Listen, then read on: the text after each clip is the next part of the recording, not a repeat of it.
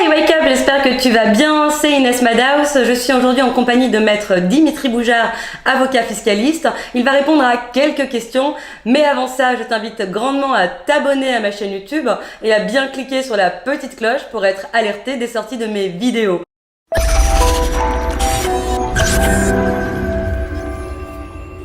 Bonjour Dimitri. Bonjour Inès. Je te laisse donc te présenter. Avec plaisir, merci. Je suis maître Dimitri Boujard, l'avocat investisseur. Je suis avocat expert en fiscalité immobilière et droit immobilier. Je suis également moi-même investisseur immobilier et je suis conférencier dans de nombreux séminaires immobiliers. Merci Dimitri. Donc Dimitri, nous avons quelques questions aujourd'hui que je vais te poser. C'est très sympa de ta part d'y répondre et j'espère que ça va vraiment aider les personnes qui regardent ces vidéos. Donc la première question est: vaut-il mieux que j'achète en nom propre ou en SCI? Excellente question qui revient de façon tout à fait récurrente. À titre d'exemple, j'ai commencé ma carrière d'investisseur en achetant directement en SCI. Erreur ou pas, à vrai dire, 20 ans après, ça ne m'a pas posé de problème. Maintenant, évidemment, vous vous posez la question et il n'y a pas de réponse absolument uniforme pour tout le monde. Ça va dépendre de la situation de chaque investisseur. J'aurais tendance tout de même à vous conseiller, si vous débutez dans l'investissement immobilier, à faire des choses simples, à savoir commencer par un achat en nom propre. Pourquoi ? Parce que qui dit société civile immobilière, notamment pour l'investissement immobilier, dit création de société, donc rédaction de statut, frais supplémentaires, expert comptable.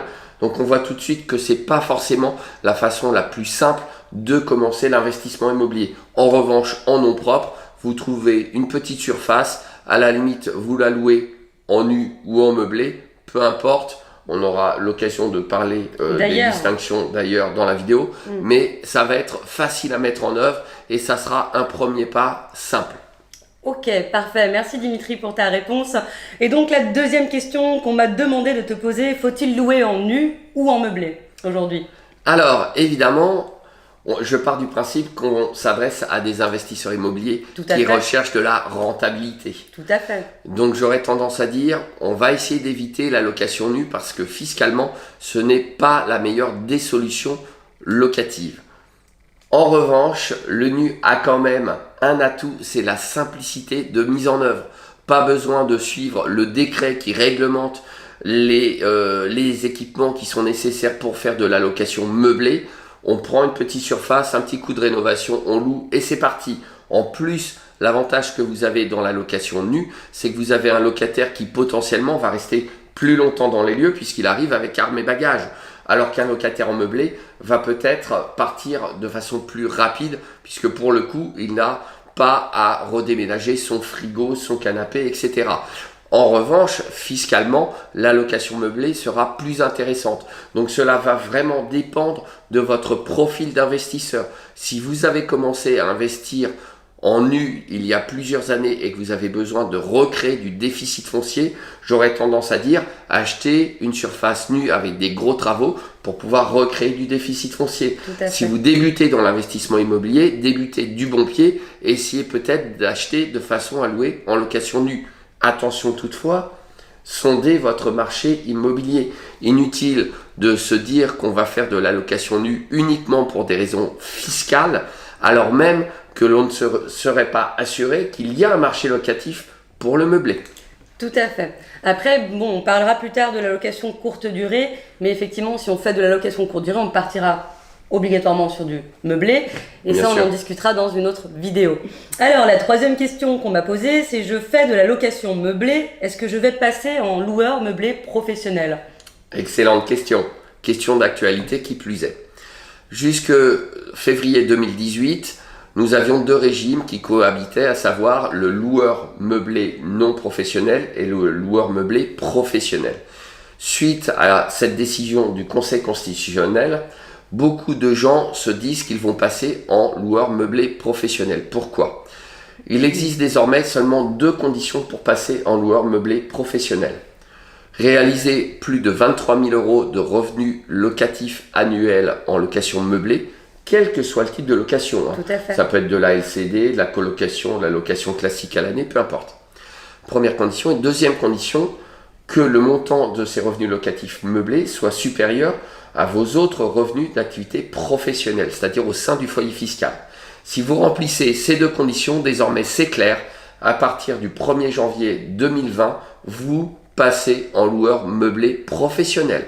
Donc, pour le passer jusque 2019, pas de souci. Ceux qui se posaient la question, j'étais déjà dans la ligne de mire en 2019, qu'ils ne se rassurent, ces gens ne seront pas concernés par le passage en LMP. En revanche, à partir du 1er janvier 2020, si vous remplissez les deux conditions, vous passerez en loueur meublé professionnel.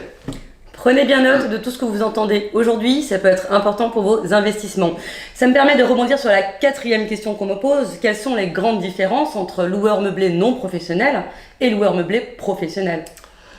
Les principales différences sont évidemment les régimes fiscaux et sociaux associés à ces deux statuts.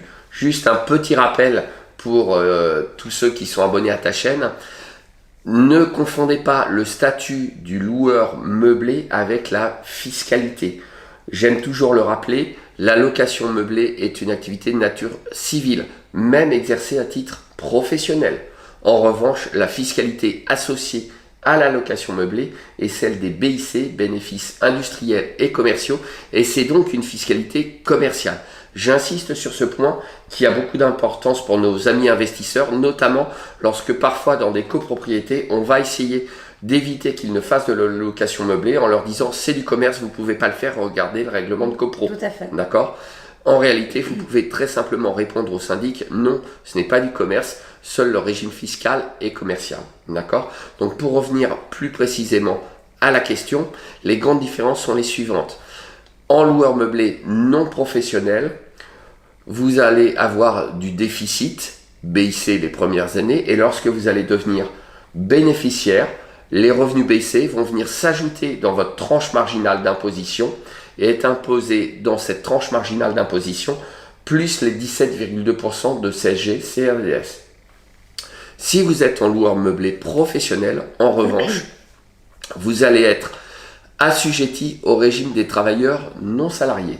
Ce qui veut dire que tant que vous serez déficitaire, vous n'aurez pas à payer d'impôts, comme sous le régime LMNP, et vous aurez à payer un forfait minimum variant de 1 200 à 1 400 euros au titre des cotisations des travailleurs non salariés.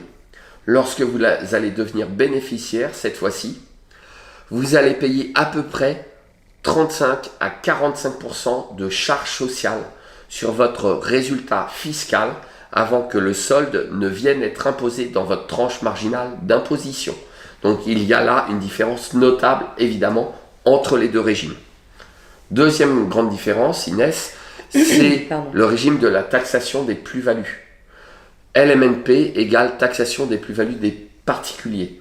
LMP égale taxation des plus-values des professionnels avec des plus-values court terme et des plus-values long terme, qui plus est compliquées par des seuils d'activité, c'est-à-dire de revenus professionnels qui vont faire varier les modes d'imposition de la plus-value professionnelle. Donc nous avons là déjà deux grosses différences. Troisième grosse différence, le loueur meublé professionnel sous certaines conditions peut, pour le montant de son patrimoine immobilier, échapper à l'impôt sur la fortune immobilière, ce qui ne sera pas possible pour le loueur meublé non professionnel. Même si les biens sont inscrits à l'actif de son bilan, il ne pourra pas faire sortir ses biens de l'assiette de l'IFI. Donc on voit qu'il y a des différences majeures entre ces deux statuts. Ok, merci Dimitri. Et la dernière question qui nous vient d'Antoine, de Grenoble. Donc Antoine, bonjour à toi. Et donc Antoine nous demande est-ce que je dois créer une holding pour acheter dans... Je te refais. Et la dernière question qui vient d'Antoine, qui vient de Grenoble.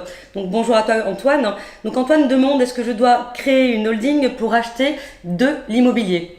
Alors, la holding, c'est typiquement la société à la mode, Inès. Tout le monde en parle et mon voisin a une holding, donc il faut que j'ai une holding. En réalité, la holding peut être un mécanisme très intéressant, mais lorsqu'on atteint un certain niveau de patrimoine immobilier et qu'on a de grosses ambitions dans l'achat immobilier. Pourquoi? Parce que le schéma classique de la holding est relativement simple en réalité. Vous avez une société commerciale qui dégage de gros bénéfices, et plutôt que de vous les distribuer en dividendes et de supporter une imposition relativement importante, vous allez faire remonter ces bénéfices vers une société dite holding, qui peut être une société civile ou une société commerciale. Après, il y a des petites subtilités sur le choix de la forme, mais la holding en elle-même n'est pas une structure juridique, c'est juste un mode d'exploitation de la société. Elle a pour activité la détention de titres de participation, et donc elle va en même temps détenir des titres de participation dans une ou plusieurs sociétés d'investissement, typiquement des SCI. Et grâce à ce mécanisme, le frottement fiscal entre les diverses sociétés sera bien moins important et sera optimisé par rapport à la prise en direct de dividendes pour les réinjecter dans de l'investissement immobilier. Donc j'aurais tendance à répondre à Antoine, inutile de vous lancer directement dans la constitution de holding. Commencez déjà par faire des choses simples, puisque le maître mot, et c'est un peu ma devise, le maître mot de l'investissement immobilier, c'est quand même la simplicité. Donc la holding, pourquoi pas, mais chaque chose en son temps. Eh bien, merci beaucoup Dimitri Boujard pour toutes ces informations. J'espère que vous avez pu prendre des notes. N'hésitez pas à laisser des commentaires sous la vidéo, on se fera un plaisir d'y répondre. Abonnez-vous bien à la chaîne YouTube et cliquez bien sur la petite cloche pour être averti de toutes les dernières vidéos. À très vite. Merci Inès, à bientôt. Merci.